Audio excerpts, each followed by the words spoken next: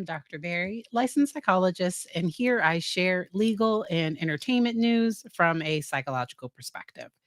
So, this is my, I think, fourth full video on Sarah Boone, and I have a few of my other videos linked down in the description. We are going to hop right into her handwritten letter, 58 pages that she wrote to the judge complaining about her just but she didn't complain about her attorney not meeting with her because there have been some other complaints that she's done before that I think with Patricia Cashman, she was not able to do. And we are going to dive right in. Thank you to everybody that kind of came over from my last video. Um, Please go ahead and hit that like button. Her handwriting, I know some people have talked about it. Her handwriting is absolutely beautiful. And I will try to share the link to I'll have to put it in the description. Sarah does so Sarah is one of my subs here. She does some analysis of handwriting. That's not my thing. My handwriting is hideous. And so I don't have any thoughts on like how she writes. She seems to be a very meticulous person because even how she, has written hand delivered, uh, and she gave a regular correspondence and a legal correspondence address in this. And I'm going to skip through parts of this because in one part, she has like a legal dictionary. She's defined some words for the court. We will go over those words, but I'm not going to read through all of those different things. Honorable Judge, ongoing 5 years, dot, dot, dot. Why can't I use my constitutional rights? Am I the only one who cares about the ongoing violations of have a bond? Oh, so why can't I? Okay. Have a bond. Why can't I have all of my medical records, have all of my digital evidence and discovery? So Sarah, you have a lawyer. And so the reason why you don't get all of the records and everything is because your lawyer is going through it for you and they might give you access to some things, but they aren't going to give you all of your discovery necessarily. I don't know that they would give you all of that. All of that. Why can't I speak to my investigator? Okay. Have all of my paperwork, notes, letters, pictures, everything of mine returned by former attorneys. Now, I do think those attorneys passed anything to her current attorney. That's probably what happened. Why can't I have a complete download of my phone, have any of my witness lists, give any insight, understanding, clarification, truths about my case, especially to my attorney? So that is something that she could do. She could talk to her attorney, but she has to stay in the meeting. And within this letter, she is going to talk about the imaginary judge that she created and that she asked Patricia Cashman to imagine that a judge is here and to treat her the way she would treat her if the judge was right there. Like that is what she did. To me, that comes off condescending to me. Y'all let me know in the chat if that comes off kind of condescending to you because it definitely does for me.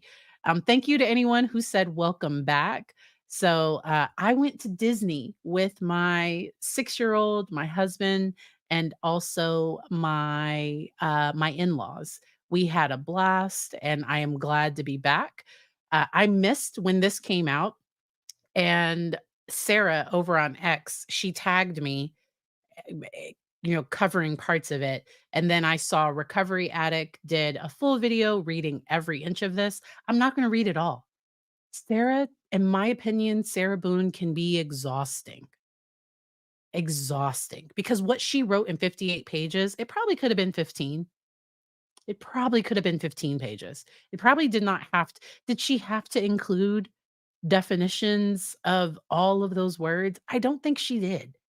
And Emily, you say delusional, and I think she comes off as controlling. And somebody mentioned, I'm going to pick that up. I see controlling, so like severe control in some of her handwriting. And so that was a comment. Like I said, I don't analyze handwriting.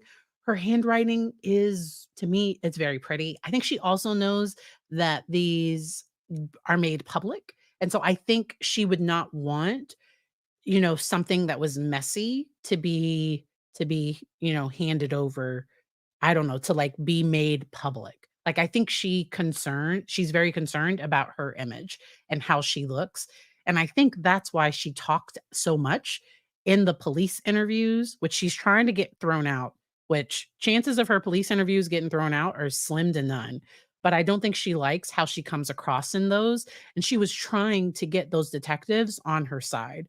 But in my opinion, her story kept getting worse and worse.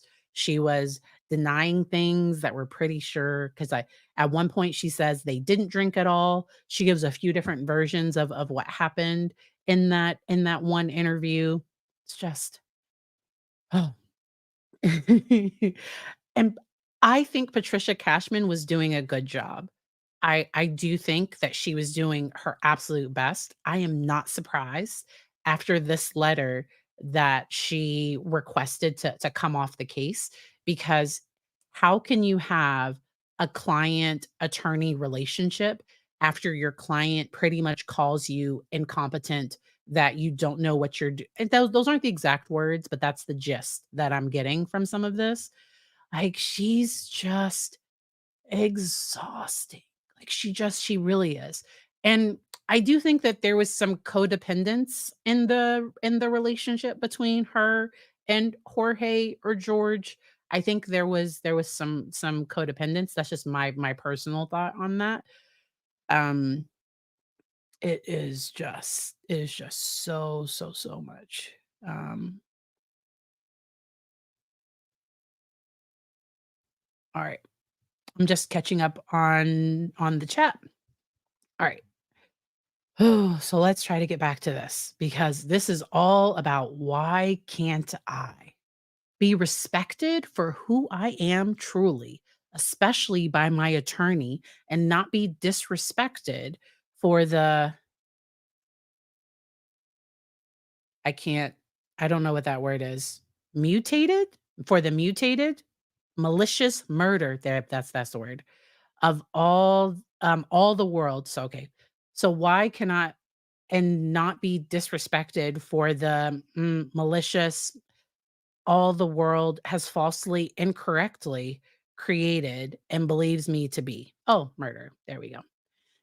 So, uh, okay. Why can't I be treated fairly, lawfully, and protected by the justice system? And in my opinion, the justice system has been incredibly kind to her, because I'm not a judge and I'm not a lawyer.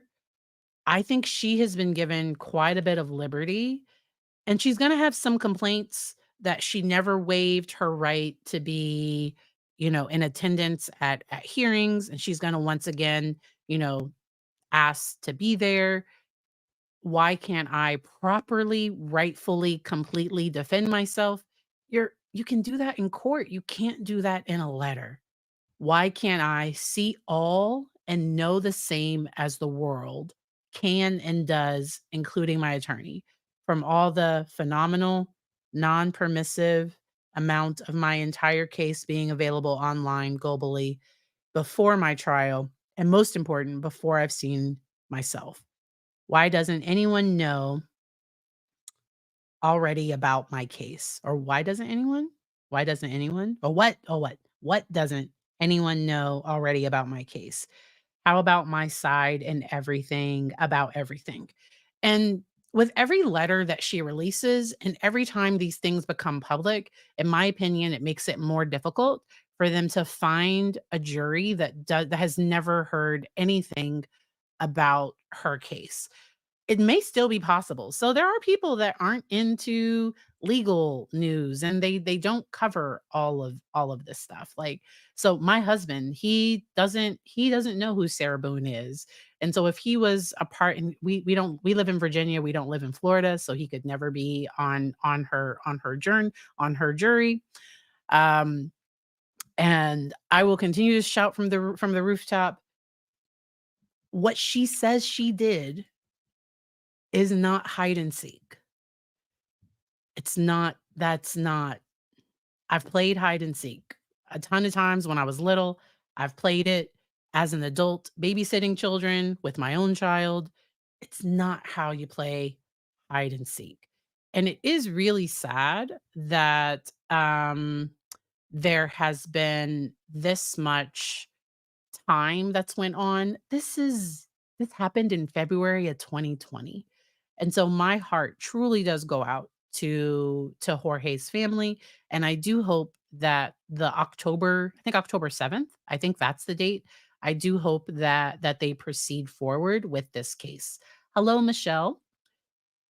What what would you expect to see in the background of someone who behaves like this? Are personalities like this typically born of certain circumstances? My understanding, so her ex husband has talked a lot, and it sounds like after, it's from my understanding, I don't know that she was always like this. Now, it does sound like she had some problems with drinking, and they got divorced, and it's my understanding that she was not working. She was living off of the alimony. She did not have primary custody of their child, and it's my understanding, based on his statements, that she wasn't consistent with visits with their child. And so my heart also breaks for her son as well. Um, and there's a part of me that just thinks, is she delaying things? So what could have happened in somebody's history? So there could be a history of childhood trauma. I wouldn't know that. A lot of personality disorders are patterns that developed in trauma that then continue even when a person is safe. So often people that grow up with narcissistic traits, they often grew up in very neglectful, sometimes overly critical. They often experience significant harm, and that narcissism, that inflated sense of self, was actually protective when they were a child. It was something that kind of helped them thrive because they weren't getting positive reinforcement from adults, or sometimes there was a narcissistic parent that they learned some of those traits and things from. And so it wouldn't surprise me if any of that was in her history. We don't know. And I do hope that there is a mental health expert that comes in. It's my understanding her last attorney, attorney number 7, wanted to bring in battered battered spouse syndrome, and then also there's something about like alcohol blackouts. Her To explain why she didn't remember what happened. And I don't know that she would have wanted him to make her look that way. So I think she very much wants to say, This was a complete accident. I fell asleep. This wasn't my fault. I shouldn't be held responsible for it at all.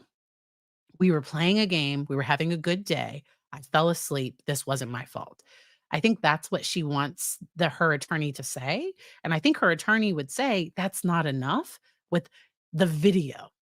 I don't know how any attorney is going to get around the video she recorded on her phone taunting him while he's in that suitcase. Once again, one of the most horrific things I have seen, and I just don't know. I don't know why. Like, it's just that's very, very, very, um, I I don't think it helped.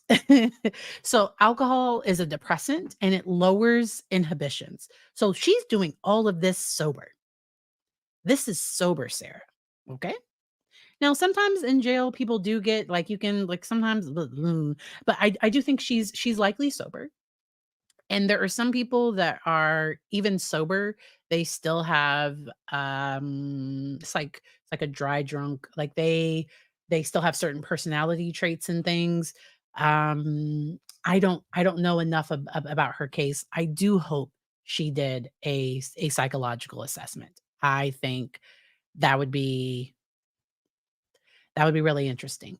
Now, part of the assessment, she would have to be honest, and 'cause I do think she tries to come off in a way that's acceptable to other people, and but it ends up being unlikable, and it ends up being problematic. It just does. It just ends up being problematic. Um,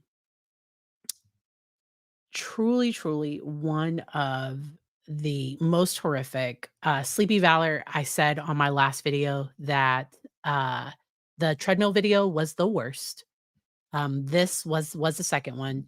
There have been some other videos that are, but they were more there are other types of videos that I've seen, um, and that I've heard of that I just some things I just can't watch. I just can't watch it. There is a such thing as secondary trauma. That's a very real thing. Let's try to get back to this letter. Why can't I be correctly understood that I am not the problem for reasons I am on a malappointed? Maybe court? I think it's there's a word there, maybe court, but it doesn't look like court. It looks like mal. But while I'm on her 8th attorney, see my letter 7/21/23, and I covered her last letter. I don't know that that's completely accurate because the last attorney, she was getting other people trying to call him, like, I think she was excessively calling him, and then she ended up just calling him incompetent and to the judge and just went off in a letter, and he asked to be released, and the judge let him off the case. Now she's not the reason for all 7. So it's my understanding a few of the attorneys had to come off because they had represented the victim in her case in prior domestic violence, court proceedings. So there were people at the public defender's office that could not represent her. She's showing an understanding of the law, and y'all let me know in the chat. Malappointed. That's what mal is that a word? Is that a word? Cuz is she like throwing shade? And now she has a I think she has a dictionary and a thesaurus. And so she might have access to things that I don't have. Thank you, Kay. Tomorrow's wash day. It'll be back in twists for Tuesday. Back for the twist out on later. Malappointed. Is that a word? Maybe it's a word. Oh, I'm gonna look it up. I'm telling you, she has access. It's a word. Inequitable or unsustainable. Wow. Wow. So more apportionated, something like that. Malapportionated. That is a word. Malapportionated. Okay, I learned something new. She has a dictionary a little later. Why won't my attorney give me an honest answer? So I don't think her attorney has lied to her, and I think the judge made that clear in the hearing. Tell me what your attorney lied about. So there's a difference between a lie and you not liking the answer. Big difference. Like, huge difference. Sarah, you are not gonna get bond. There's a big difference between not liking the answer and not getting an honest answer. Like, it would be a better use of my time to take care of these things. And one of the reasons why her attorney asked to come off the case, and I think she specified that she had done over 20 hours. Excuse me, she was just appointed in February. So from February to June, she had met with her for over 20 hours. She's likely documented all the time that she spent on her case, and she said, "This I can't meet the needs of my other cases due to what she's demand." Though that wasn't the exact words that she said, but um one of the reasons she asked to be released was because, the impact that this case could potentially have on her ability to represent the other people that she has to represent, and making sure that she's able to give her time to everyone. Why won't my attorney show me everything she has and finished reviewing for my case, but withholds from me after I ask repeatedly for and about? Why won't my attorney give me an answer other than, "I'm putting this to rest"? That's not necessary. Or, "I'm not having this conversation with you." Poor Sarah. Not poor Sarah. I gotta make myself bigger for this one. So I think this gave us some insight into what happened in some of those meetings and why she says that her attorney has been snotty with her or has had an attitude with her. I think her attorney has said, "Sarah, we're not having we we can't go down this road again. We can't." Like I think her attorney was trying to set boundaries. And the people that don't like your boundaries are the people that need them the most. I'll say that again. The people that don't like your boundaries are the ones that need them the most. So if somebody said in the chat, "Hey, I have to head out. I'll talk to you later." And if I was like, "How dare you leave?" Like why did you I don't know, like if I got mad because somebody had to leave the live early, that would be weird. That would be really weird. Like Sarah needs boundaries. And I think her attorney appropriately tried to set some boundaries. And I don't think Sarah liked it. I don't think she did. But that's what she's complaining about. And in her other letters, she was complaining about them not meeting with her enough. Those were her complaints. And that last attorney, his letter, attorney number 7, I forget his name, he said, "No attorney will ever be good enough for Sarah Boone." Those aren't his exact words. If I am quoting it, but that was the gist of what he said in her last in his letter to the in his statement to the judge. That is just like, it's not gonna be enough. She needs to represent herself. And she doesn't want to because I think she feels entitled to a lawyer. She feels it because I don't think she thinks she's being unreasonable, which is that's where she lacks insight. So let's talk about the lack of insight. So Sarah does not believe she's difficult. Sarah does not believe that she's asking for too much. She does not believe that her demands, her requests are above and beyond what she legally deserves. Like I think she totally feels justified in everything that she's saying. Even if she was paying for a lawyer, that paid lawyer would not do all the things that she's asking them to do. It's almost as though she thinks lawyers are supposed to do whatever you say. Because I didn't go to law school. So if I had a lawyer, I might say, "Hey, can we try this?" And because of their experience, they might say, "I don't think that's a good idea. Here's why. Here's my plan instead. Let me know if this works for you." Okay. Like they're the ones that understand the law. I know. Now she's been in jail and she's had time to read on her constitutional rights for the state of Florida. She's going to list them later. We're going to get to that in a little bit later. But why won't my attorney, like the detectives in my case, stop putting words in my mouth? Dang. The detectives put words in your mouth? The words she had coming out of her mouth were problematic. The detectives didn't have to put words in her mouth. The words she had coming out of her mouth were a problem. Sarah. So once again, I don't think she sees that any of this is a problem. And that's where so I can't diagnose her. I'm speaking in general terms. That's my disclaimer. Um, I would not be surprised if she had narcissistic features. The entitlement, the just all of this, her hyper focus on herself without realizing the impact of her actions on other people.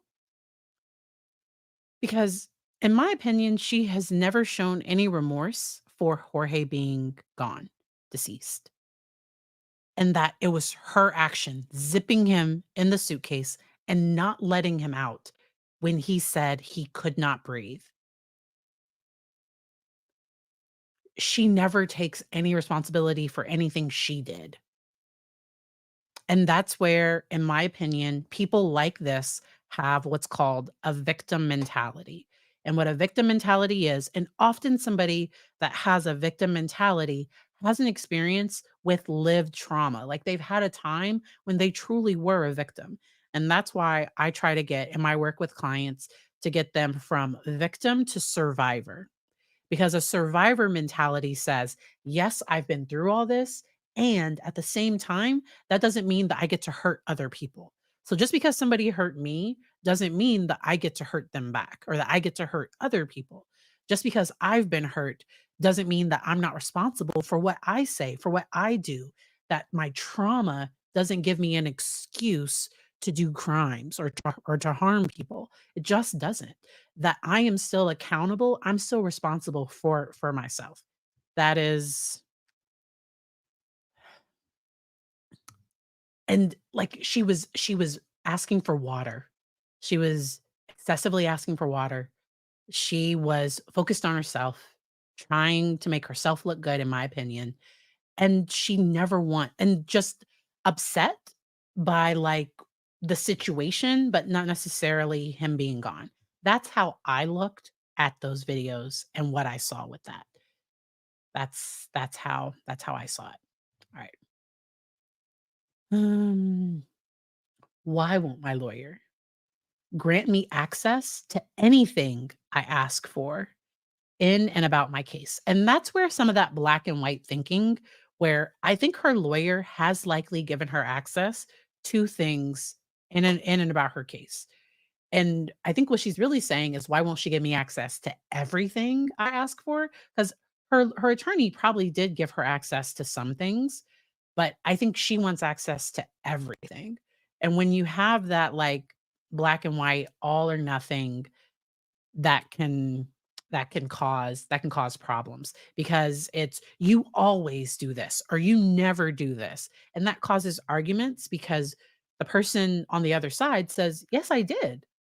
I gave that to you." And they're like and the other person just can't hear it because what she's really saying is, like, "There are some things that I can't get access to or that I haven't been able to get access to yet." Alright. Why won't my attorney tell me what's going on in my case? It's been well over 100 days. She's been my attorney, and I still don't know ongoing 5 years.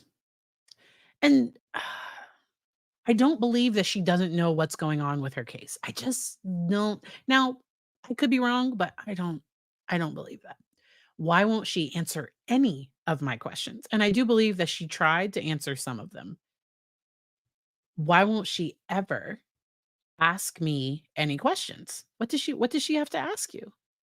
How can she supposedly know everything she needs to know from what she's been told, heard, read, or seen?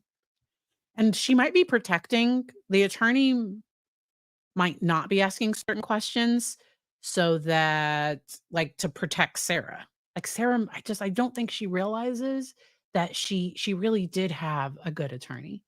She really did. Why won't my attorney reassure she's on my side, for me and not against. But and I don't know, it's almost like Sarah's asking for a loyalty test there. Why won't she reassure me that she's on my side and for me and not against me? I don't think Patricia Cashman was ever against her. Like, but I think she was having to follow, like, the law and what she could and couldn't do, and that there are certain restrictions and limits and options with the types of defenses that she felt comfortable with that might be successful in Sarah's case to best represent her client. That's what I think her attorney was trying to do. And I think her attorney did have all of these, like, records from all of the other attorneys that have met with her and that have been working on her case. Why have I already been judged in court of public opinion? How did that happen? So, I Sarah Boone is innocent until proven guilty. She is innocent until proven guilty, and that's part of why I think she doesn't wanna go to court. I think she likes the fact that she's still innocent right now. And she likely knows that court isn't gonna go well for her. It's that video. The video, her interrogations after, her ex-husband could be called to testify because she called him. She found him in the suitcase and she called her ex, and her ex said, "Call the police." Or call 911. Like, that's what she did, and because he was just trying to see, "Are you picking up our kid today?" That's all he was trying to do. "Are you gonna pick up our son today?" Sarah needs validation, and in situations like this, I don't know her personally, I've worked with individuals like this, where they don't have a bottom on their cup, and what I mean by there's no bottom on their cup is you could spend 20 hours with Sarah, but it feels like 0 because nothing is ever enough. She never feels full. Like, there's no way to fill up that cup unless you are doing exactly what she wants you to do, which might not be illegal. Like, I don't know that she could ever find somebody to do exactly what she wants them to do, because I don't think it would ever change. It would be like, "Do this, do this, do this." She had a list of, like, I think 300 questions or something for Patricia Cashman. It was a whole bunch of questions. Like, I just cognitive distortion. And I don't think Patricia Cashman was against her. I really, really think her attorney was trying to do her best, and I think this I'm not surprised that, um, Patricia Cashman requested to be released after seeing this, because she went above and beyond. She accepted phone calls that she had to pay for. She accepted collect phone calls that she could not be reimbursed for, just so that Sarah couldn't say that she couldn't get a hold of her attorney. This is this is so much. All right. And so let's go into this. Why does my attorney and all the world think my case is already over? It's not. It hasn't even started. Like, I don't think her case is already over. I do think there are some things that are gonna be difficult to explain, but her attorney gets to present a defense to a jury that has agreed to not be biased. Like, they will find people that don't know anything about this case, and I do think it could take longer. Like, the longer this goes, the harder it's gonna be to find a pool of jurors that know nothing about the case or that have heard about it but don't know the details. I don't think you could have a juror that has seen the video or that has seen the interrogation or any coverage of this case. I don't like, I think those jurors would all be excused. But I do think she can still be given a fair trial. I wonder if the court's going to do a gag order for her, because that happened. Was it Jesse K? Jesse Kerskeski? I'm bad with saying names. Jesse K.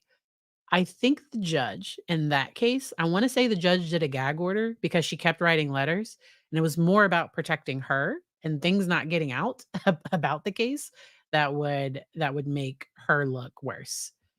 Um, right. So I do not know any information about her childhood or early adulthood. I do believe that her ex-husband talked about things getting worse after the birth of their child.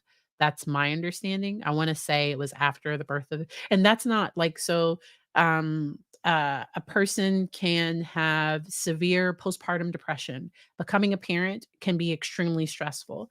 If somebody has childhood trauma, having your own child can re-trigger things and can make it difficult. And so I don't know what happened in her case. It sounds like she might have turned to alcohol to cope, which is a problem. And I don't think she was honest with the police officers about how much she had consumed that night. I don't know that she intended for him to die, and that's why she's charged with second degree. She's not charged with first degree murder. She's charged with second degree. Um, yeah, and she sounds impaired in that video that she recorded on her phone. And she's gonna have issues because it's my understanding that she handed over her phone to the officers, and they, of course, took a look, and they're like, "What the what? She recorded." Yeah, so on this day, she was supposed to pick up her child from school. I wanna say he might have been, like, 12, and y'all know I'm bad with names, numbers, dates. I'm bad with that stuff. If I don't have it right in front of me, I have to look it up. She has a child that she was supposed to pick up from school that day. That's why her ex was calling. She did not have custody. So it's my understanding that he would do visits. I don't know if it was like every other weekend. And there were certain stipulations. It's my understanding from family court that he not be exposed to the DV between them. There would be times that things would get that like things between Sarah and Jorge would get bad, and she would go to her ex's house and stay there for like a day or two and for things to settle, and then she would go back. She often bailed Jorge out of jail. It's like it just sounds very, very her audacity to educate the judge and attorney with law word meanings and her fans with dictionary meanings is demeaning and proves her theory of basically being better at everything than everyone else. And we haven't even gotten to that part yet. Yes, there is a dictionary that she provided. Your Honor, during our first introduction at my last withdrawal of court appointed attorney number 7, Hobson, you stated to me your uninvolvement with any of my letters I write. I am still going to write my letters. As I think she's continually or conduitly, they are to the world where all my potential jurors are located. And this is the only way and only one. And oh, this is the only way anyone, including yourself, knows the very necessary insight to my continued disadvantages, hindrances, impediments I am still experiencing on top of the new spurring my intentions to write. The race to the pulpit is unfair, and it is important to me that you are aware and understand what transpires when the news cameras are off and we're all in between my status hearings.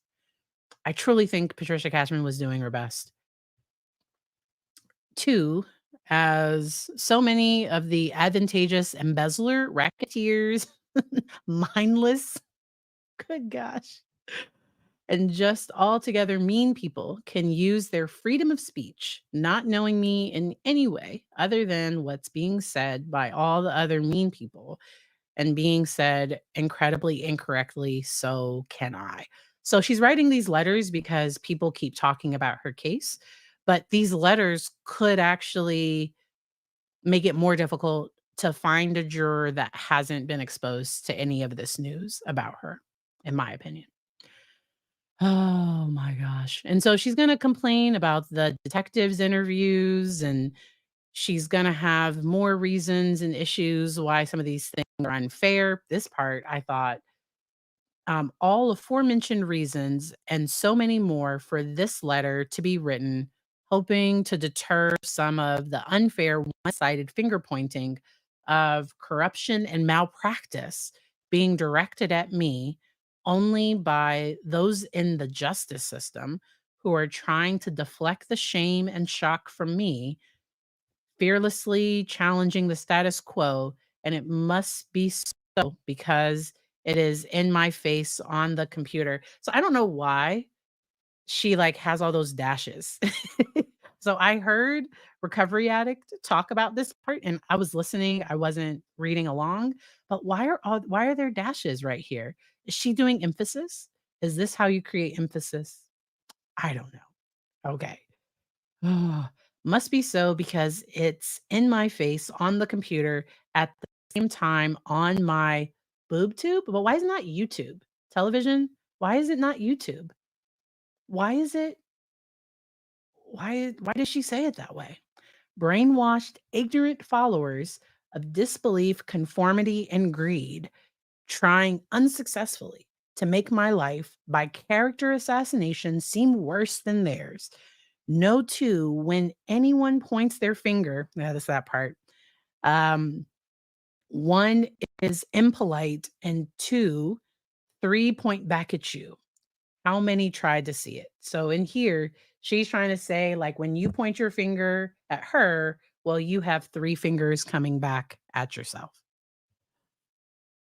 Good gosh. Oh, I didn't know that. It's another name for TV. I don't know that I've ever said that. Boob tube. Old timey slang for TV. Nice. Thank you. Thank you, thank you. So watching did I ever say that? I don't remember. I think once YouTube came out, like, that's where my brain just goes to YouTube. Oh my gosh. And she uses the R word in one point. Did I skip that part? Okay, we're gonna keep and going. So once again, like, to me, this is just saying, "I'm the victim, poor me. Why isn't anyone taking care of my needs?" Now, there can be, um, appropriate concerns. So even if somebody has a public defender, they should still have, you know, appropriate representation. And some of her other attorneys, I can't speak for what they did or did not do. I think the court specifically put Patricia Cashman on the case because they knew that she had over 40 years of experience, that she had worked with so many different people before. And I think they thought if anything's going to work, it might be this. And gosh, February, March, April, May, June, less than 4 months later, we end up in court again. Mm. Okay. To sum it up in the words of my attorney after I told her to Google me, she stated, "There's a lot." Now, once again, like, why is she asking her attorney to Google her? Google me. Like, to me, that's like I'm like everybody knows me, or I don't know, like, that's just weird to say Google me. To me, I find that kind of odd. I find thank you. I'm glad it's just not me. I find that odd. Google me. And maybe that's why she's doing this. I don't know. But I thought it was important for us to take a look at it because we try to make sense of this, and I try to see what we can learn because individuals can, and just because somebody has they haven't yet moved from victim to survivor, that doesn't mean that they're going to be harmful in this way to other people. Sometimes it can be that a person is just kind of they're just very focused on their needs and what they need, and they have difficulty seeing outside of their self, but it's not in a way that would cause them to, like, unalive somebody. Like, it's not that bad. Um, Most people I love talking about mental health and the legal system. Some of the most common mental health diagnoses that we see within the legal system are ADHD, antisocial personality disorder. You do sometimes see people with like narcissistic traits, especially the malignant narcissist. And in my opinion, that's what Ali Abulaban, where he felt justified in what he did, in my opinion, based on his testimony and what he said. He felt like because he was triggered and he did what he did, that he shouldn't be held accountable for what he did, and the jury thought otherwise. So, that was that. Um, oh my gosh. To sum it up in the words of myself, the defendant stated to my attorney after she stated that to me, "When can I see? How much longer do I have to wait? Or how many attorneys must be withdrawn for me to be included in my case?" Okay, now, in my opinion, is she asking to represent herself? Because if you wanna be this involved in your case, you might need to represent yourself and be presented a counsel to support you. And Patricia has said, "I don't wanna be that person." Patricia Cashman has said, "I don't wanna be the person that has to help her with this." Uh, Everybody's thinking she wants bond so that she can go back to doing other things. Um, she's not gonna get bond. Nobody's gonna agree to take her on. She sounds incredibly emotionally immature, and I shared a video by Mickey. She's a therapist here on YouTube, and she did a great video talking about being raised by emotionally immature parents and some of the triggers and things that can come up from that. I will likely do a follow-up video with some if y'all have any questions about her video, just kind of digging a little deeper into any questions, because some people specifically asked about healing from if they've had a narcissistic parent, or if they've been raised by an emotionally immature parent. There were some questions that came up. I can't help you individually, but I can just answer those general questions. Oh my gosh. Also, I want it to be known I walked out on my attorney in our last meeting due to her unwarranted, uninformative, unprofessional, snotty attitude and her untruthful answers to my questions and beyond. The retarded vicious cycle.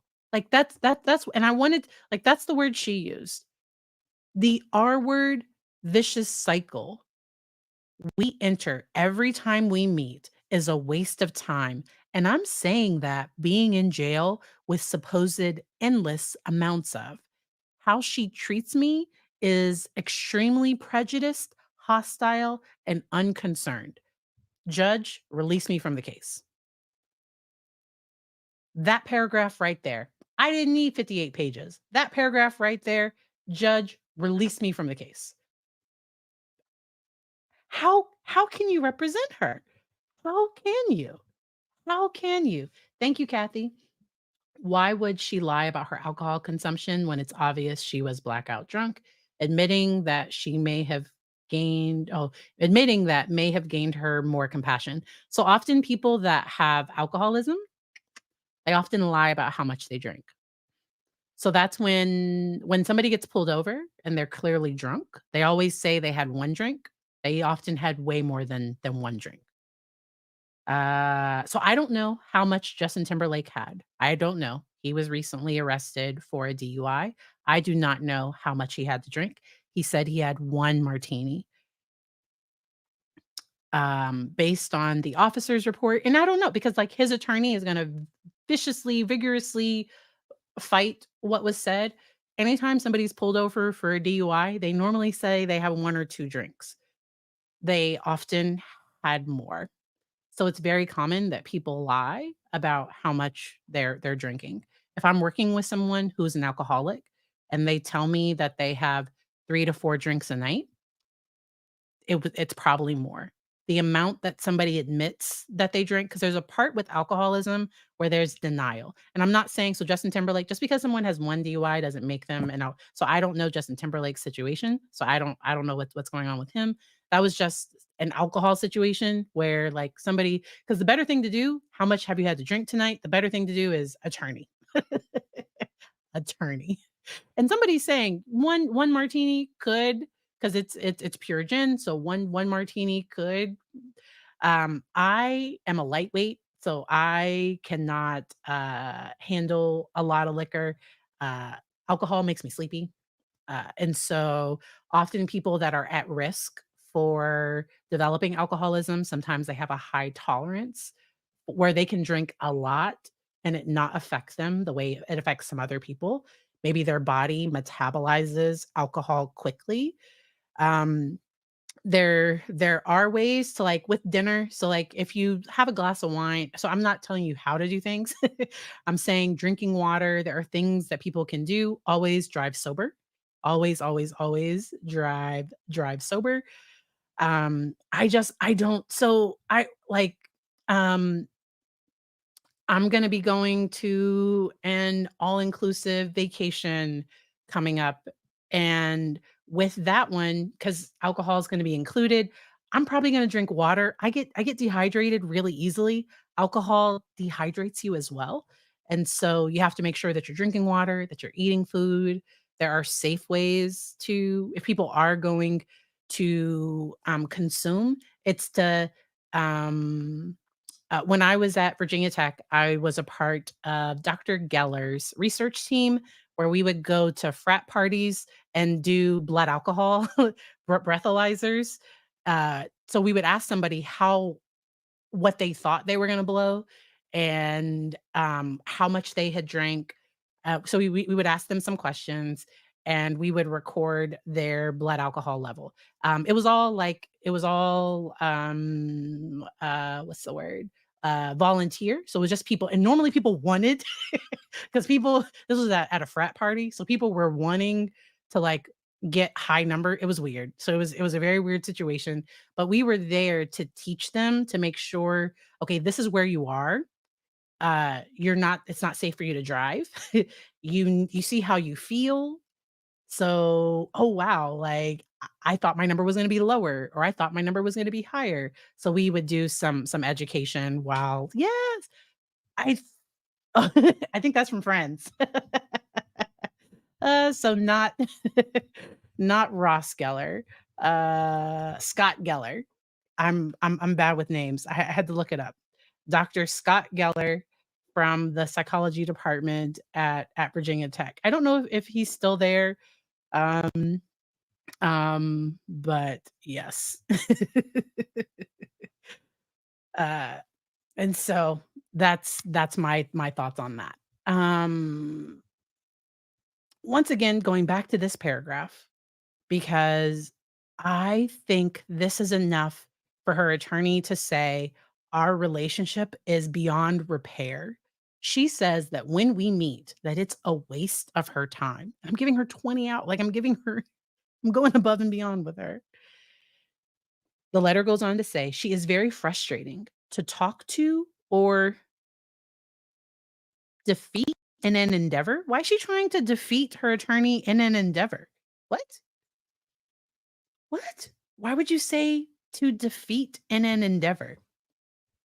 We're not playing card games, or, and that's where it feels like this is a game to her.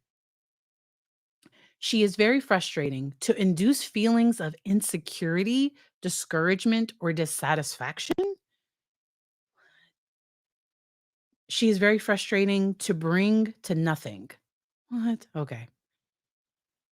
So much I presented my solution in order to coexist with and work together in a hopeful, progressive, positive, appropriate manner. I added pretend judge to our interactions so she could calm down and ease up on her condescension, offensive demeanor, and obvious prejudgment.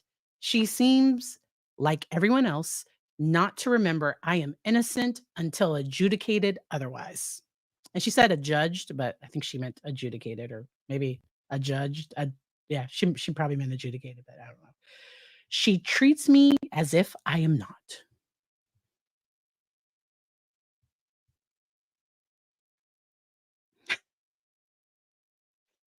Patricia has to be let off this case. She just has to. I can't see the judge not letting her off the case. To continue on this case could put her license at risk, and I don't know that any other attorney will ever be good enough. So, let me know if y'all think, is the judge going to say you have to represent yourself? I don't think she wants to.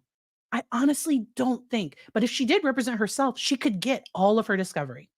She could get everything. She could get the attorney's notes.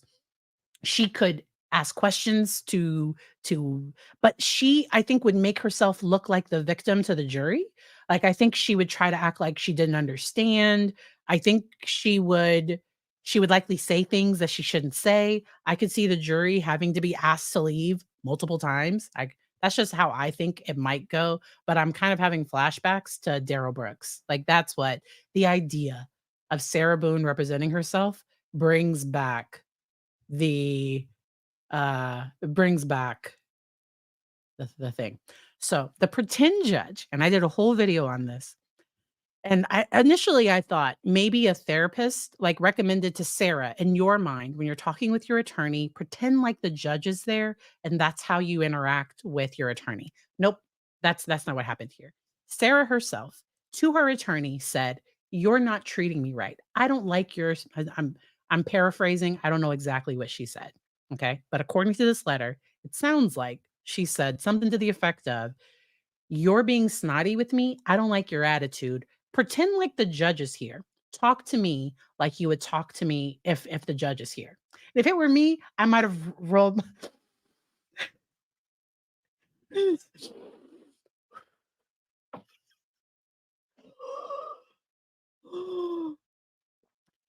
Hasn't she like what? What? What?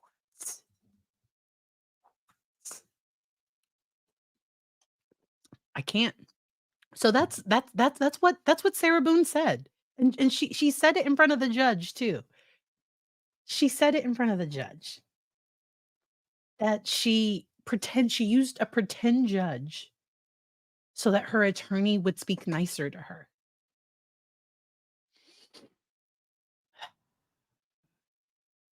And that's where, is this a stall tactic? And so Sarah has never asked for an attorney to be dismissed. I think it's been 2 or 3 attorneys that have asked to come off of her case because of stuff like this. Because of stuff like this, because of so attorney number 7, it was quick. Like, the letter came, like, and I think he was on the case for a very short period of time, attorney number 7.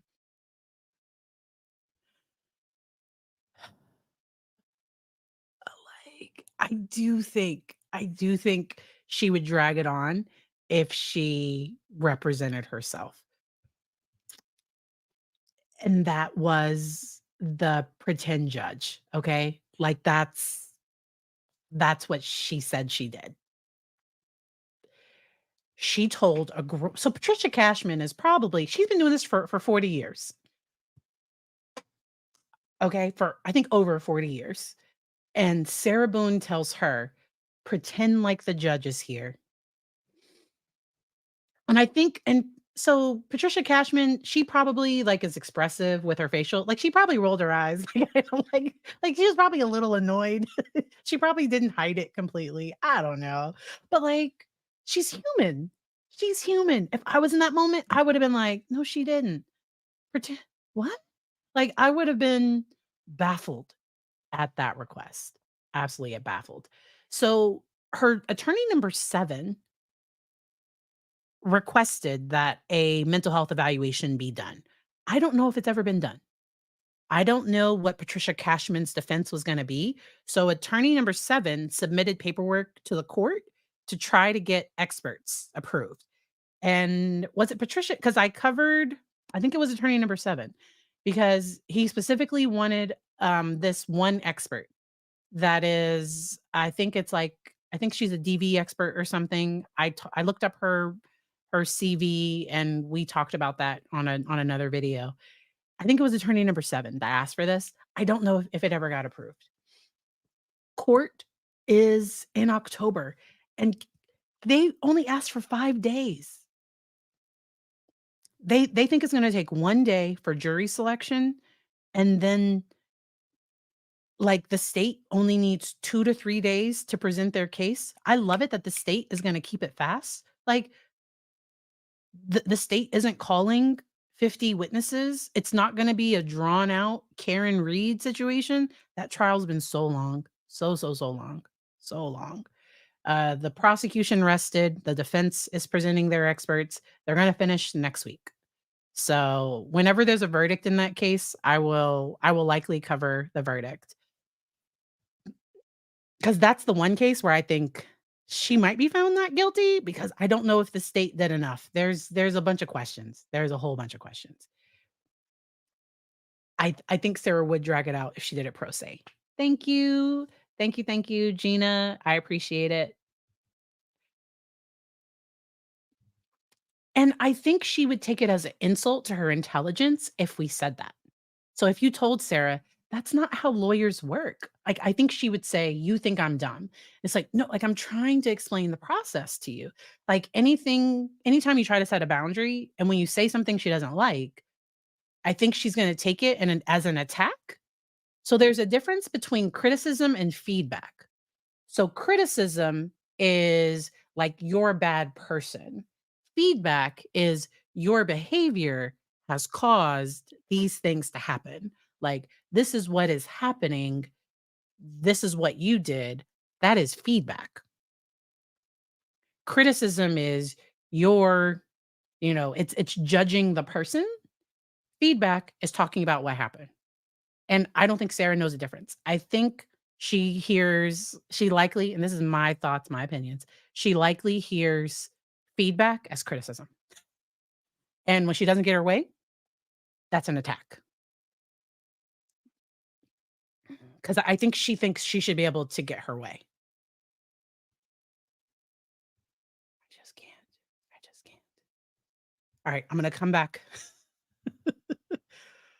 Ooh, okay. Okay. We did the pretend judge. Um, wow. After my introduction and explanation for with pretend judge in the room or on the phone, I am trying to help her understand how she is making herself extremely unwelcoming. We talked about lack of insight.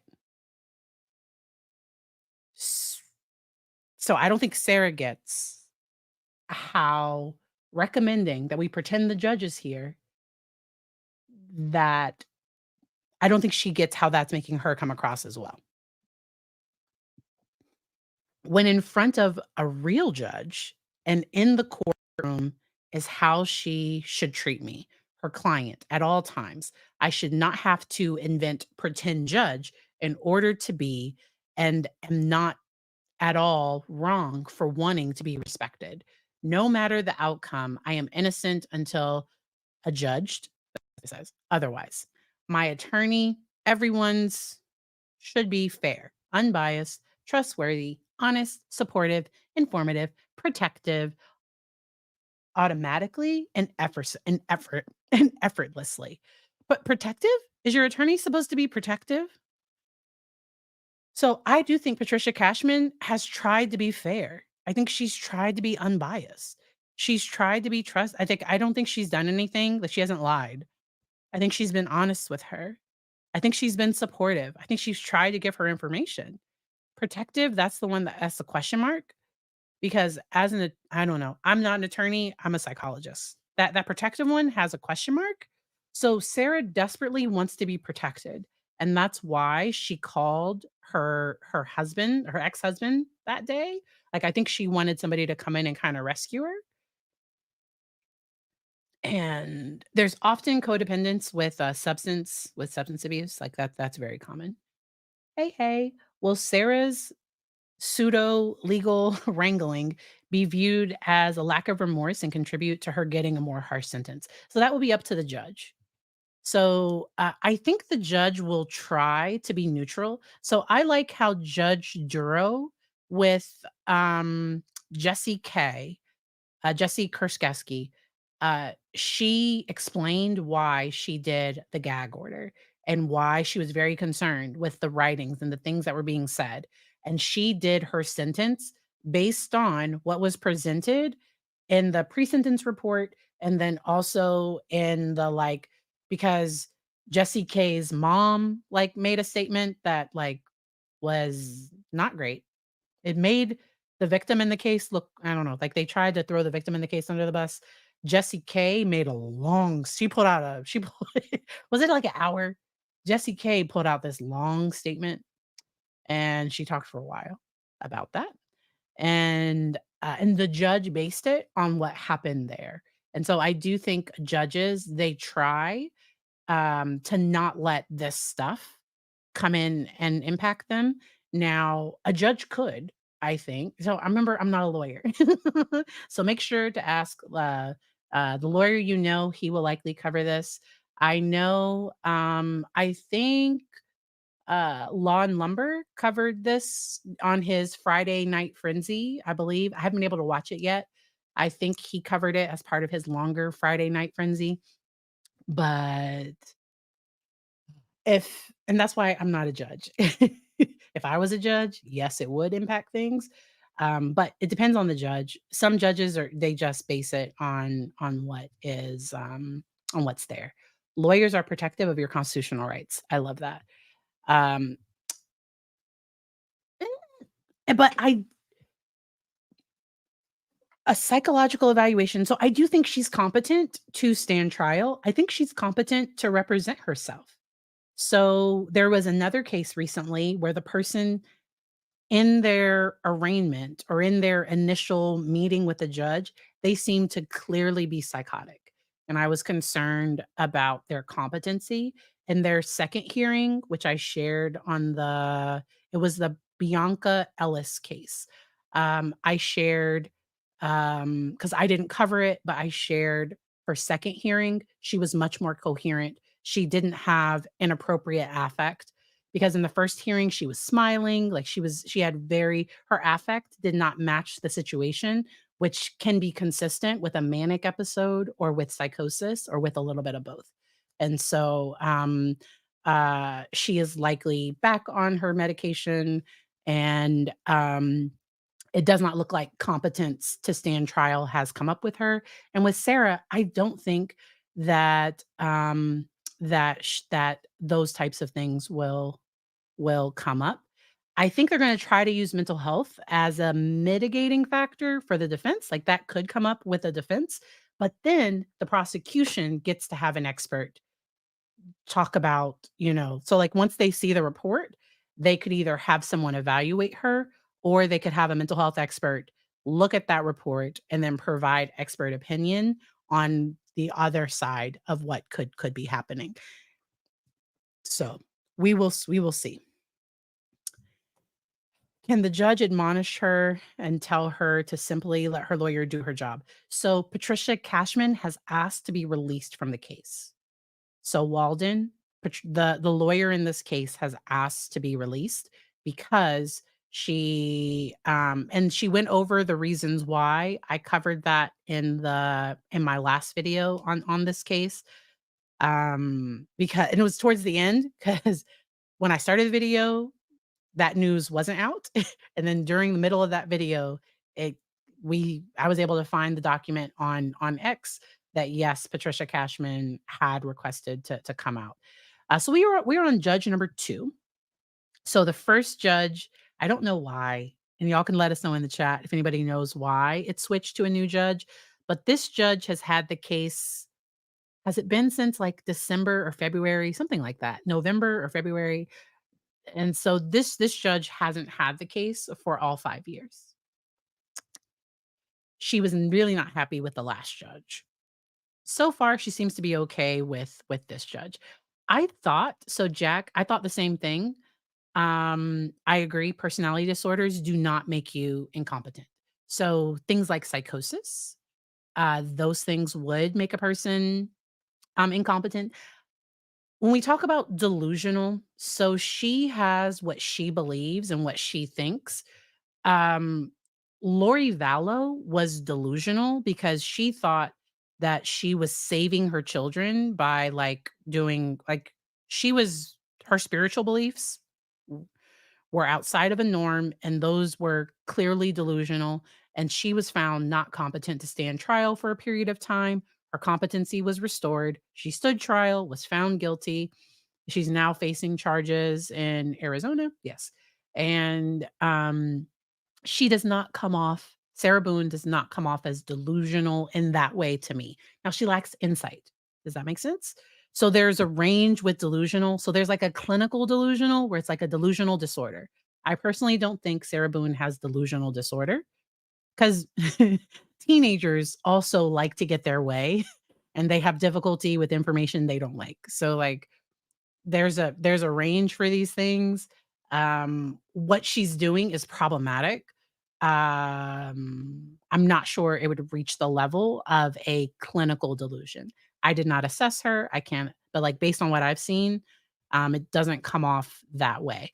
There was a trial that I've covered where the judge did order a competency hearing. Um, because the woman was saying that her attorney was like the grandson of Joe Biden, President Joe Biden. Her attorney is not the president of he's not the grandson of President Joe Biden. And so there she does seem to have some delusional beliefs. And she has been ordered to have two competency evaluations. So all right. I hope that's helpful. All right. Her statement, but it was a good day. But I think that was to get them to not suspect her. Because I don't know if the day was as good as she said it was. I don't think it was. So I covered that. I have it linked down in my description.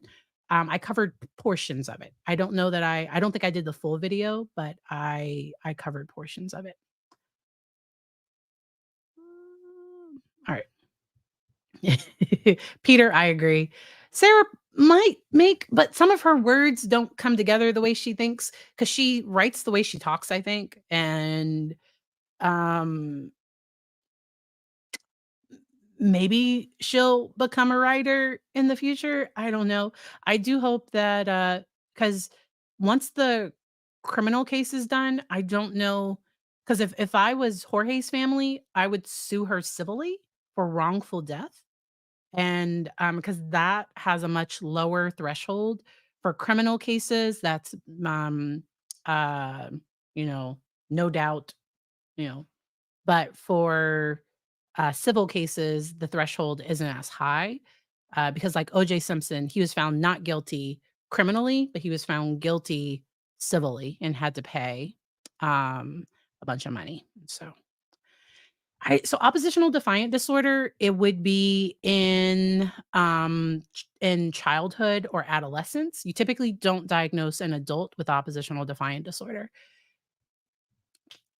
She does not come off as autistic to me, but so I haven't assessed her. So, the fact that her husband said things got worse later in life, that points in my mind to more personality traits that became more significant and substance. Those are the things um, that stand out to me. Oh, so people think that she'll try to get the judges. So let's get to her definitions that she included. My case equals bizarre, unknown, different, ignorance, misunderstood, unfair. This does not mean my case can't equal success and in more than one way. Oh, that's so weird. Oh, she gave a little heart. Confused cat meme? Yes, thank you. That's so weird. I am not a murderer. The justice system should equal fair, faith, trust, respect, innocent until and if adjudicated, but she says adjudged otherwise. 3-point back. June 4th. Video visit 12 minutes. In addition to my previous letter, intended for hand delivery on 6/7/24 at my status hearing, today my attorney made a video visit to go over everything I have been asking for and have also sent her personally in 2 letters, 5/20 and 5/25, all on the public video visitation box where on both sides of me, less than 5 inches away from my visit, other inmates were having their visits also. I have explained to my attorney numerous times previously in writing and verbally that despite the noise level, I do not in any way feel comfortable having in depth private meetings regarding my entire criminal case on visitation box, where there is no privacy whatsoever, and hold in an open bay dorm with more than 62 other interested, all ears inmates. I cannot fully participate, if at all, from th I cannot fully participate, if at all, from the entire dorm, officer included, trying to participate also in my case. Okay, so she's upset that her attorney won't meet like, is trying to meet with her that way. I have not fired any attorneys appointed in my case. She wants to make that. And representing myself, it is not an option, as both judges have now threatened me with, from being outspoken and intelligent in all my observations of the ongoing abuse I am and have experienced. I have no experiences from it always being the same. Blame Boone. I refuse to be moved in wanting respect, no matter who everyone thinks I am. Clarity, inclusion, honesty, and professionalism. Good gosh. And another great reason not to have my case meetings on a public visitation box. Okay. So she goes on to complain about the visitation box. So she does not want to represent herself, but then she's going to give like a bunch of stuff. Oh my gosh. When can I win in anything? It's coming. Am I not the problem? No. Am I not the problem? Did she mean it that way? I don't know if she meant it that way. Am I well, 'cause it should be like, am I the problem? So, am I not the problem? And if anyone were to slip on my sides and have to experience, tolerate, deal with any of what I have and am, would bravely be doing the same. Don't knock it till you try it. 3-point back, race to the pulpit. Again, always Sarah Boone. Like, so now she's gonna define notice of discovery, prosecutor's discovery obligation. Oh my gosh. Whether there has been any electronic surveillance, including wiretapping of the premises of the defendant or of conversations in which the defendant was a party. Oh my gosh. She's very, very demanding. Defendant's objection. So she can't submit her own legal paperwork to the judge. It has to be her attorney. So this looks like she's trying to file a motion, like it looks like she's trying to file something, sanctions, if any. Like, because if I was the attorney, I would be concerned that she's trying to see if I could have sanctions against me based on her not being happy with what I've done. And if I've done something inappropriate, then yes. Or if but that's the hard part. If she feels that something has been done. Now she's going to write about the American Declaration of Independence, the Florida Constitution.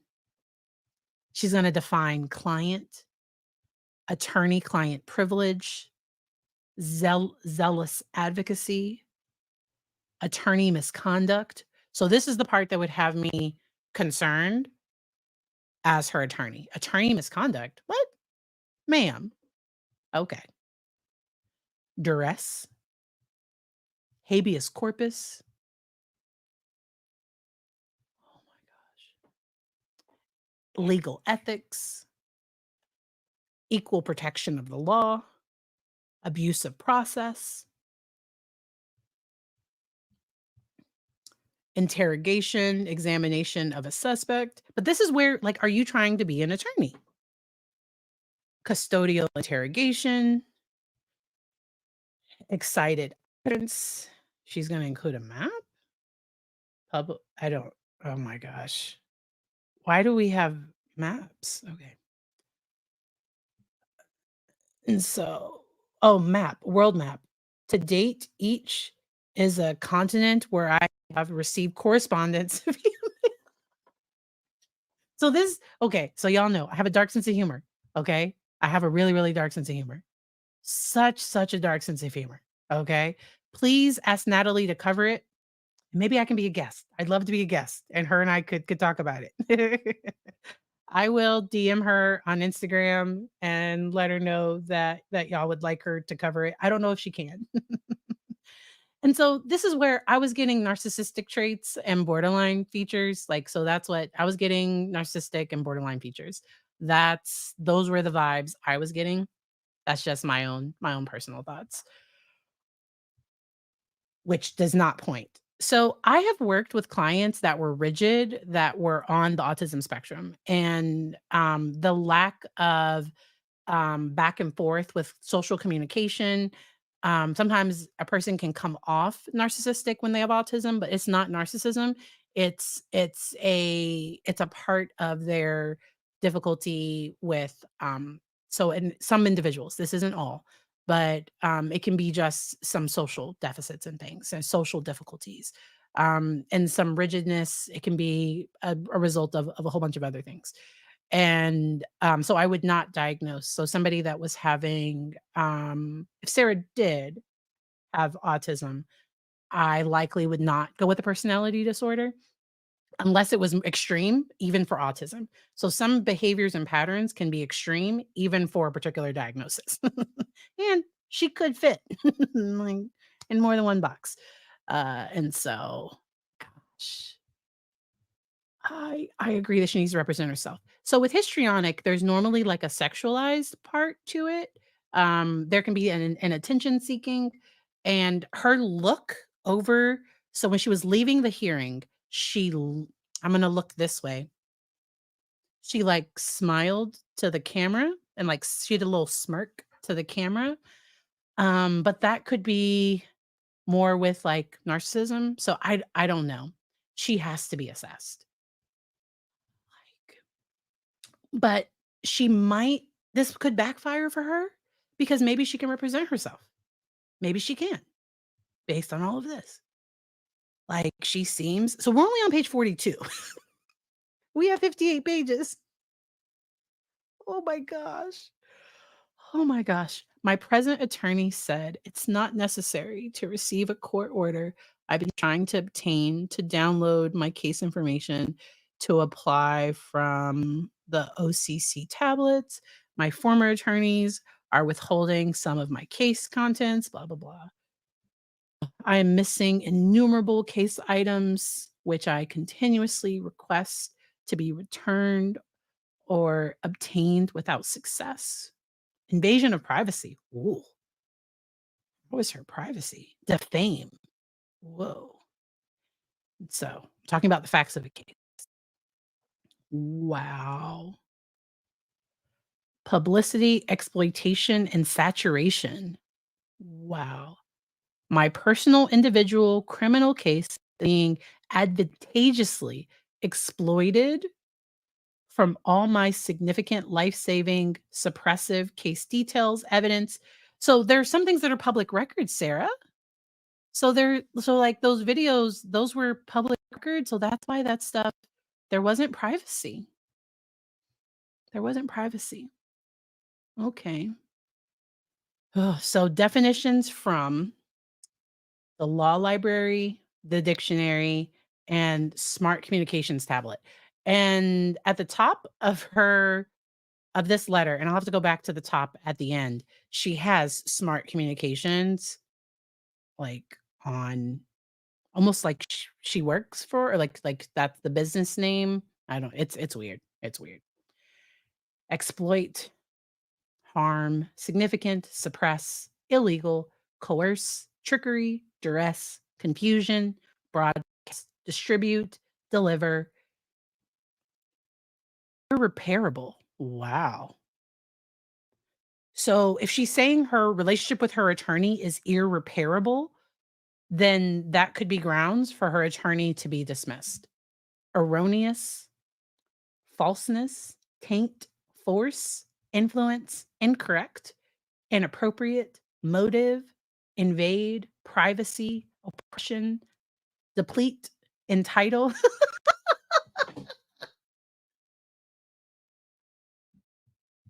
The irony in that one. Am I wrong? I'm sorry. The irony in entitled. Entitled? Mm, okay. Entitled. To give a right or claim to qualify, to furnish with grounds for seeking or claiming with success, to attribute or ascribe. And there were some other definitions of that word. Let me look it up. Let me see what other definitions come up with entitle. Designate, to give title to. What about when it's a verb? To give a person a title to claim something, furnish grounds, or okay. But what about when you're entitled? Ugh, okay. Wow. Fair, proper, successful, prejudgment, unfair, undeniable, violate constitutional rights, liberty right, privilege or positive right, procedural right, due process, procedural process, substantive due process, publicize, rightful, lawful, ethical. We're only on number 39. We're on page 56, though. We're almost there. Disadvantage, partial, deceit or deceitful, dishonesty. Uh-oh. No, I can't scroll anymore. Y'all know sometimes my screen likes to give out. Okay, there we go. I think I'm back. Maybe. All right. I might have to come back, reset. Give me 1 second.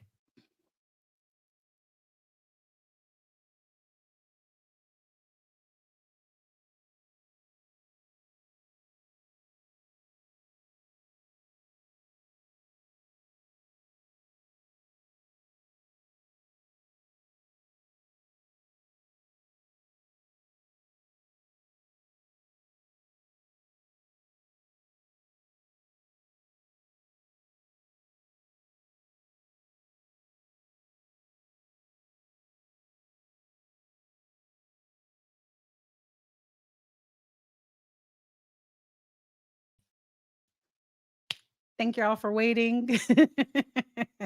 My poor system was like too much. It needed a little break. So I'm going to try. So we are back up at the top. So I am going to share this last part. So this is back up at the top where Sarah Boone, smart communications. Like, that's just weird. To me, it's odd that she put smart communications right there. That's very, very strange to me. Let's go to page. Ooh, there we go. Let's go to page 56. Okay, so we did those. Dishonesty, evident, coercion, Freedom of Information Act, which is, wait a minute, if she included the Freedom of Information Act, that means she knows why the information was able to be released. I'm so confused. Jules, my computer was like, too much. We've been doing this for an hour and 29 minutes. Too much. Oh my gosh. Okay. So this was so she ends with this. Okay. I just I y'all I will definitely cover if she testifies. So I have clients, okay? So I won't be able to cover it live if I'm scheduled with clients. So clients come first. My job is meeting with kids, teens, and adults. I do psychological assessments and therapy here in Virginia. I am not accepting new clients. I actually have referrals on complete hold until August. My summer caseload, I normally try to keep it low so I can travel, hang out with family, all of that good stuff, and then, kinda get things going again for the school year. But Sarah, wow, wow. I'm glad that they did release the letter, and because she submitted it to the judge, it becomes public record, and it goes to the defense and the prosecution. So the prosecution gets to see all of what she wrote, all of her grievances, all of these issues. The prosecution could potentially bring some things she's put in her letters. Like, I don't think they need it. I think the prosecution has a pretty strong case. And wow, wow. I I just wow. This was a way to come back from vacation. Um, I do think that if she is found guilty, I do think that she will be incarcerated for a period of time. We will see if she is forced to represent herself. And I will also say that some of the attorneys that didn't work out, it was because they had a conflict of interest. So they did have to come out. Not a lawyer, they're public. So it would be the defense would have to submit something to say why they shouldn't. And her behavior makes it difficult, I think, to have a defense of why they shouldn't. But I don't think the prosecution needs it. I don't think the prosecution even needs it. Wow, Jack. You said that because I think Patricia Cashman is the lead. Like, I think she's the head of the public defender's office or something. That's my understanding. Like, I think she has a high title there, and I think she was Sarah's last hope. And Sarah did not like her attitude. And once again, I think there's some lack of insight in how Sarah talks to people and the reaction that she gets. Now, as a psychologist, I am going to be professional. And there have been times where somebody has said something and I was like, hold on, my bad. Like, I know, whew, I'm here. And or I will never forget one time somebody said something to me in session and I took a breath. We had a moment. I set a boundary and we moved forward successfully after that. Sarah. So Sarah is the one that thank you for tagging me on Twitter, on X, and I will try to find the link to your blog. I think I should be able to do that quickly. Um and with your blog, so Sarah, it still wants me to but it's okay. So I'm gonna share the link because Sarah does some analysis of Sarah Boone's handwriting. And so there we go. I will put that in the chat. All right. Oh, I just can't. I just can't. So the first one, so I say I approve, and then it wants me to then it wants me to sign in to say I'm over 18. And I don't sign up for stuff. I don't I have too many. So that's what we did today. We read it today. Go ahead and go back to the beginning and you'll be able to see the full video. Let me know if y'all have any questions about what I have covered so far. I love little red question marks. It makes it easier to see it. Okay, so this one says there are 20 elected public defenders in the state of Florida, one for each judicial circuit. Thank you for adding that. Thank you for adding that. And so, yes. And there is a difference between like, so I'm a client, so I'm a psychologist, I'm a counselor, I'm a therapist. And what a lawyer has to do, that is very different than what I do. I'm also just saying that people are human, and I think anyone would have a reaction to somebody being demanding over and over and over to the point where it might feel excessive and like nothing is ever good enough. A person is going to tire out at some point, and you might see some nonverbals, and I don't think she has any insight that some of her behavior, like, contributes to that. Like, I think she completely sees herself as the one harmed in this and doesn't see the role that she plays. Adding the pretend judge and, saying, "Be nice to me," and just really, really does not read the room at all. And so I just, it's really, really interesting. Um, and I agree from the beginning, she's been in denial. And really, to me, she was trying to make it all about her the whole time. And I think she even talked down about, I think, Jorge's ex or something. He has children. So my heart also breaks for his children as well. Um, because they just want justice for their family, and I don't see his family, they don't come forward. So, like, when all this stuff happens and the prosecution probably gives them a heads up, like, "Hey, just a heads up, there's some things coming," and, they're probably aware.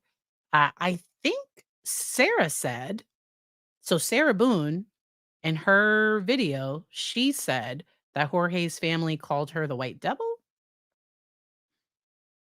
And so they probably didn't have a great relationship with her. And once again, my heart truly, truly breaks for them. And not, but just like what she did was harmful. She has not shown, in my opinion, any remorse or any like sadness about him being gone. Like, she just hasn't. And that can sometimes make it tough when you're healing and you're grieving this. Like, she's made it all about her. And like, it's just, and that's where, so some things are, sometimes a person is problematic, but it's not, they're still competent. So Daryl Brooks was, but only in the first trial. So he was on good behavior in the second trial. The one with his ex, where he did a plea deal, I think. His behavior, and he actually let a lawyer represent him. He did fine in that. But in his first case for the Christmas parade, the holiday parade incident, he represented himself and he made himself look horrible.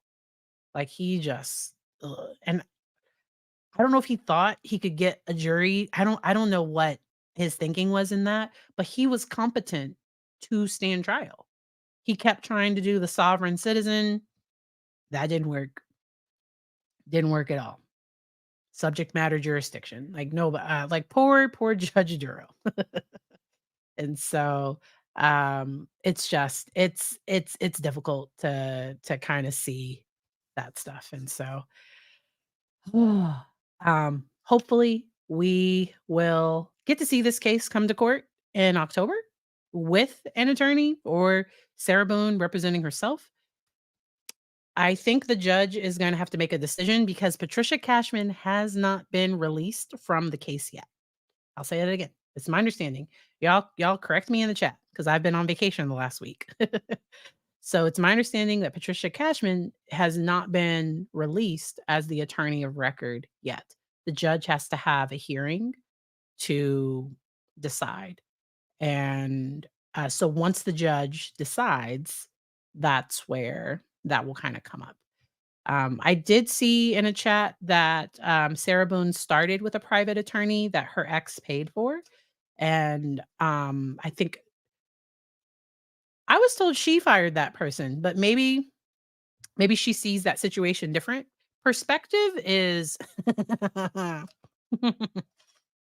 especially with somebody with personality traits, their perception, that's where, if we imagine that there is a 6 where from my end, I see a 6, from your end, you see a 9, and we could argue all day, I see a 6, you see a 9, but it's actually our perspective, and, individuals with personality traits often struggle with seeing somebody else's perspective, and, yes. Oh, very yes. So, deny? So she definitely tries to make herself the victim at every step of the way, and I thought so. So, Mr. Hobson, I thought he was doing okay, but I guess he wasn't answering her calls enough, and so, yeah, she wrote a letter, and he came off the case, but he did request a, mental health expert. We will see. And I think there is likely he probably knows a different side of her, um, and didn't wanna be with her. And she's the mother of their child, and I think he probably always wanted to say, "I did what I could for your mom," but then, like, she has to take accountability for her part, and so, yeah. We've definitely Sarah, we've definitely mentioned codependency, but alright. I am glad to be back. I will be streaming again on Tuesday. Not sure what we will be covering. Gonna catch up on some cases. Let me know in a comment. So maybe in a comment on the video because I might not see it here on the live chat. But let me know if there's something that you would like for me to cover. For Karen Reed, I'd like to be able for that one to be done before I talk about that one. Yes. So Sarah, I was having trouble finding, like, official coverage. So the Pam Hupp stuff, I found the movie that was done on her, and I think her case might be going to trial again in 2025. So I might wait until her case goes back to trial for that one. But yes, not an ounce of remorse in the interrogation video, in the 911 call, in it's really like, in my opinion, it's, "Look at how bad of a day this is for me." It's Sarah saying, "How bad of a day this is for me." Oh, okay. Be interested in your thoughts. Um, so which one was Dr. Russell? So Jack, let me know who Dr. Russell was. I can take a look and we'll see. The judge, so I'm hot and I have AC in here. I cannot imagine the not having, AC in a courtroom. Karen Reed, she has very like, she's a very expressive person. I love that, Natalie lawyer chick, and then also Emily D. Baker. She's been doing live coverage of the Karen Reed trial. But remind me who that doctor is? Oh, the dog bite expert. Mm, alright. No, okay. Hmm. The ER, forensic pathologist and dog bite expert. I will take a look at it. That case has been it's so slow, and the way that Lolly asks questions, I get confused. It's very, very the case is hard. I like the defense attorney.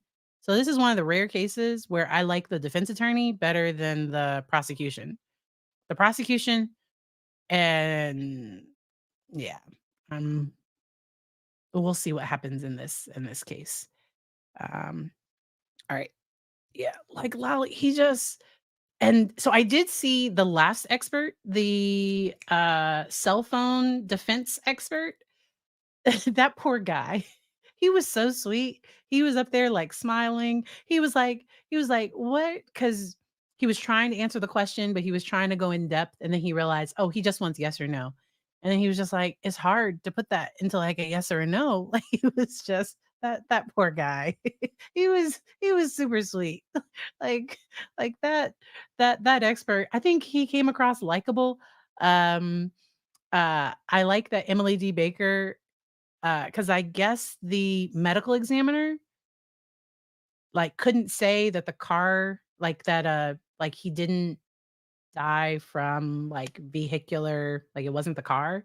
So, I just this is the one case where Karen Reed, I I if I was on the jury, the prosecution didn't do enough for me, and I didn't watch every second. There were too many issues. Uh Trooper Proctor and the text messages and all of those things, all of that is just ugh, and so, no. Hmm. And so, in my opinion, that can sometimes be a person that is the center of their world in a narcissistic way, where the only thing that matters is them and other people are viewed as objects. Everything else is just a means to an end, and there's not this so my child, I see him as my child, he's not an object. So, like, if my child wasn't giving me love, I wouldn't harm him. Does that like but there are people that if the things in their life aren't responding the way they want, they no longer give it attention or they are harmful towards things that don't respond in the way they want them to or the way they think they should. And so, yes, those are some of my thoughts on just kind of what that general behavior can sometimes indicate. So, all right.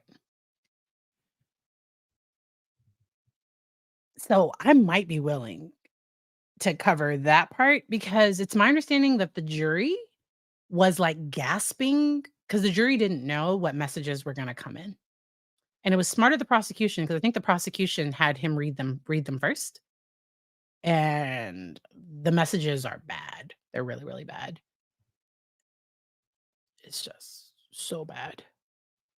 Um Welcome, welcome. So I also liked Natalie Lawyer Chick. She also covered the young thug judge situation. I also saw Peter's coverage of the young thug situation with his dad as well. And so I said I wasn't gonna, like, check my comments while I was on vacation, and I wasn't going to, like I said I wasn't gonna, like I was gonna take a break from law too, but I did not. That lasted a day and a half. Within a day and but I didn't respond. So, I didn't respond to anything. I, which was but it was good for my mental health, and it was just I got a nice break. I was able to be with my family. If we were in a long line, like for a ride at Disney, I would just check things real quick. Or there would just be times that I had downtime and I would check. Um, are you talking about Sarah or are you talking about Karen Reed? Because I brought up both cases. Ooh, Lisa. So this is one that I've been looking at and um I think that's one that might get covered on Tuesday. So Lisa, I think that's probably one of the top ones. Hey, witness. So yes, y'all will find me in the chat on those other ones. Okay, so Karen, I don't know if the prosecution proved it. So the prosecution has to prove it. So what I think versus like what the prosecution proved. So before the case started, and all I knew was just like what had kind of come out before the case started, the prosecutor, to me, the way he asked questions, it was just it it wasn't, in my opinion, it wasn't easy to follow. So I would watch Emily D. Baker's coverage because she would explain stuff more. And when I was frustrated, like, she was frustrated too, so I had some, like, camaraderie. I don't think the prosecution proved it, and I don't think they ruled out anybody that was in the house. Like, it sounds like the investigation only focused on Karen, and there's some missing evidence that's a question mark. Because the footage that might have been there that would have shown her car coming back between that time frame, I think the defense has put on a really, really strong case. Really, really strong.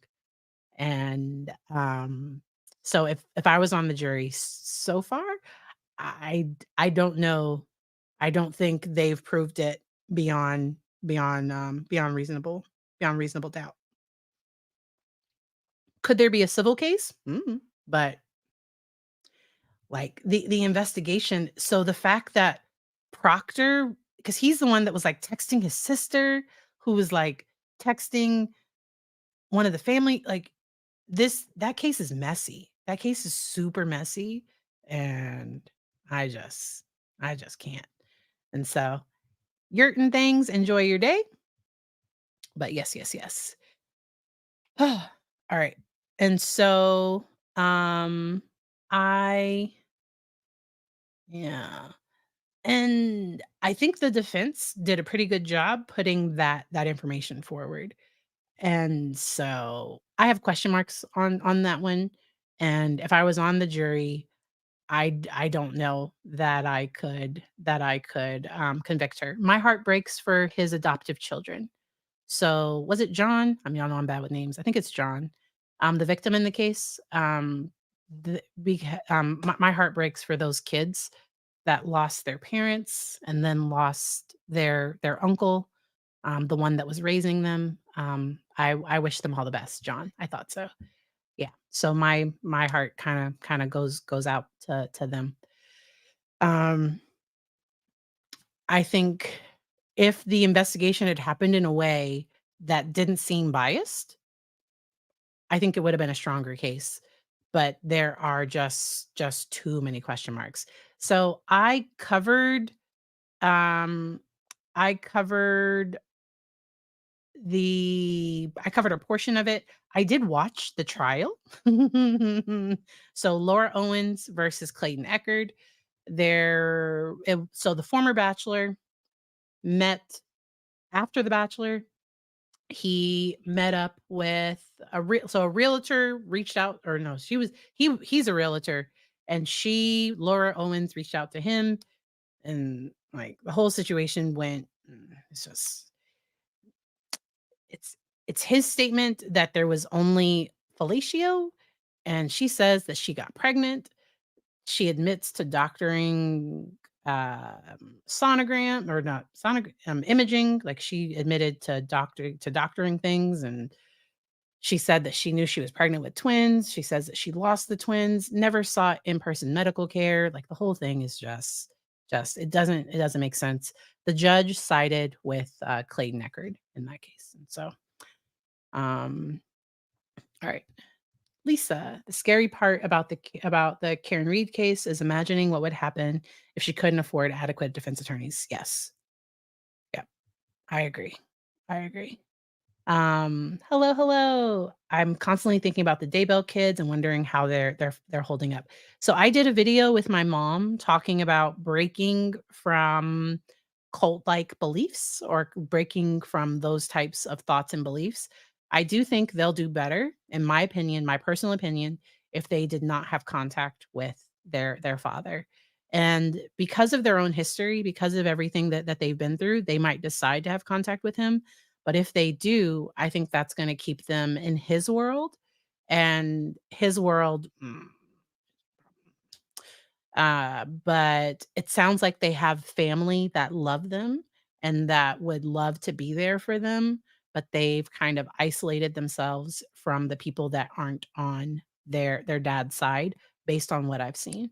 And so I hope that they're able to reconnect with their maternal grandfather, with their, aunts and uncles and people that love and care about them on all sides.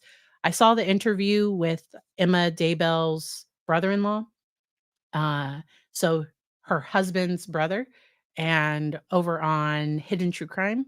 It was a really insightful interview, and I really, it kinda gave me a little bit more empathy for Emma. I already had some, but, like, it gave me more just kinda hearing that. And so, yeah, I don't know that Emma will ever, 'cause she seems to be the most enmeshed with her dad and not in a, like, emotionally connected with him. Um, like, I don't know if she will. I hope that they do. Um Welcome, welcome. Alright, so I need to go, like, take care of myself. Eat, drink, all that good stuff. Y'all take care of yourselves, especially if you're over in the UK, go to bed. Um, so I don't know what the requirements are for the, prison for the, because he's in maximum security now. They're often on lockdown for 23 hours a day, and they normally get out. They often do still have, like, they can often do letters, they often still can do correspondence, but I'm not sure. So, I hope y'all enjoy the rest of your weekend, and I will see you again on Tuesday. I hope you have a good one. Bye.